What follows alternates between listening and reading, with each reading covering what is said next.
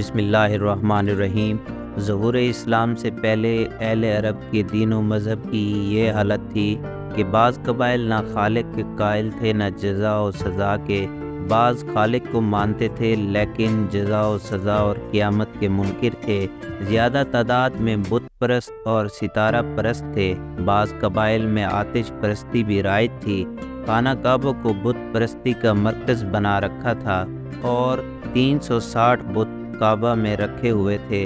شام کی طرف سے آ کر مدینہ اور اس کے نواح میں کچھ یہودی بھی آباد ہو گئے تھے، اور یہودیوں کو یہ جو آبادی ہے وہ سیدنا موسیٰ علیہ السلام کی وفات کے چند روز بعد ہی ان کی آبادی بڑھنا شروع ہو گئی تھی۔ ان یہودیوں میں بنی قریظہ، بنی نذیر، بنی قینقاع وغیرہ مشہور قبائل تھے۔ کچھ عیسائی بھی ملک عرب میں آباد تھے۔ غسان اور نجران میں عیسائی لوگ آباد تھے۔ کچھ لوگ قبیلہ قزا کے بھی جو تھے وہ بھی عیسائی ہو گئے تھے۔ آگے ہم آپ کو تفصیل بتانے لگے ہیں کہ کون سا قبیلہ کس بت کی پوجا کیا کرتا تھا، تو آئیے چلتے ہیں اس طرف۔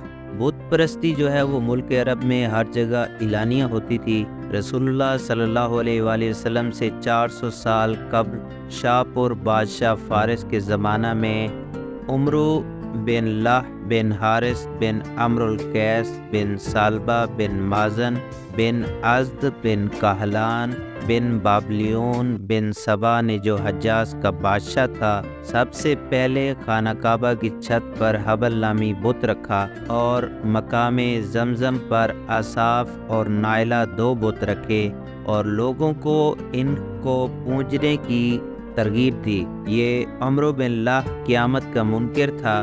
یاغوث، یعوق، نصر، ود، سوا وغیرہ بھی بہت سے بت تھے جو قبیلوں میں بٹے ہوئے تھے، یعنی ہر قبیلہ اپنا جدا بت رکھتا تھا۔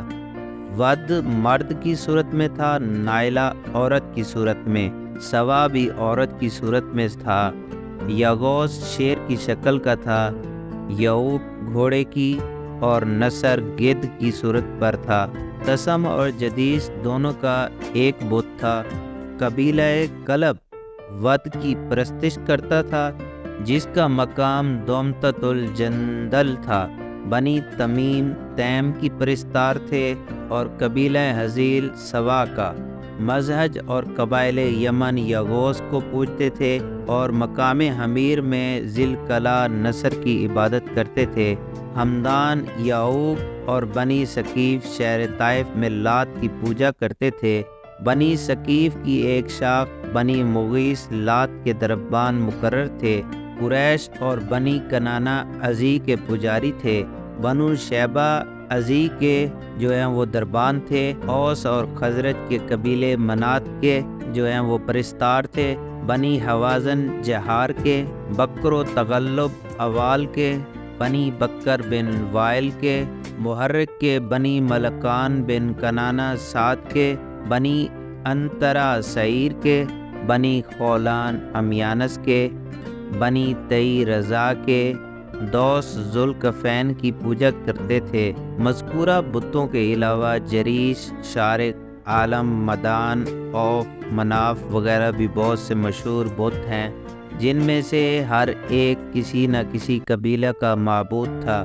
خانہ کعبہ میں جب بت پرستوں کا اجتماع ہوتا تھا، ان مقررہ ایام میں اگر کوئی عرب خانہ کعبہ یعنی مکہ تک نہ جا سکتا تھا تو ایک پتھر جس کو دوار کہتے تھے نصب کر دیتا اور اس کا جو ہے وہ طواف کر لیتا تھا۔ ملک عرب میں خانہ کعبہ کی طرح اور بھی بہت جو ہے وہ بت پرستی کے کئی مراکز تھے۔ عزفان نے ایک مکان بالکل خانہ کعبہ کے مشابہ بنا لیا تھا اور اس کا نام کلیس رکھا تھا۔ اس کا بھی وہ جو ہے نا حج کیا کرتے تھے۔ بنی خشعم نے بھی ایک مکان بنوایا تھا اور اس کا نام ذوالخلصہ تھا، اس کا بھی وہ حج کیا کرتے تھے۔ جبل احد کے قریب ایک معبد سعیدہ کے نام سے مشہور تھا، عرب کے بت پرست اس کا بھی حج کرتے تھے۔ ربیہ کا معبد ذوالکعبات تھا، اس کا بھی طواف کیا جاتا تھا۔ نجران میں بھی ایک کعبہ دار مندر تھا جو 300 کھالوں سے بنایا گیا تھا، اس کو کعبہ نجران کہا جاتا تھا۔ اس کی زیارت کے لیے بت پرستان عرب اسی طرح جایا کرتے تھے جیسے کعبہ کی زیارت کو۔ نیز اس کو بت پرستوں نے حرم بھی بنا رکھا تھا، یعنی جو قاتل اس کے اندر چلا جاتا اس کو پھر کوئی اذى نہیں پہنچاتا تھا۔ خانہ کعبہ کی چھت پر ایک بت تھا جس کا نام شمس تھا۔ سیدنا ابراہیم علیہ السلام، سیدنا اسماعیل علیہ السلام، سیدنا عیسیٰ علیہ السلام اور سیدنا مریم کی تصویریں بھی خانہ کعبہ میں پوجی جاتی تھیں۔ یہ تو ہم نے آپ کو تھوڑا سا بتوں کے بارے میں بتایا۔ امید کرتے ہیں آج کی ویڈیو آپ کو اچھی لگی ہوگی۔ اللہ حافظ۔ السلام علیکم ورحمۃ اللہ۔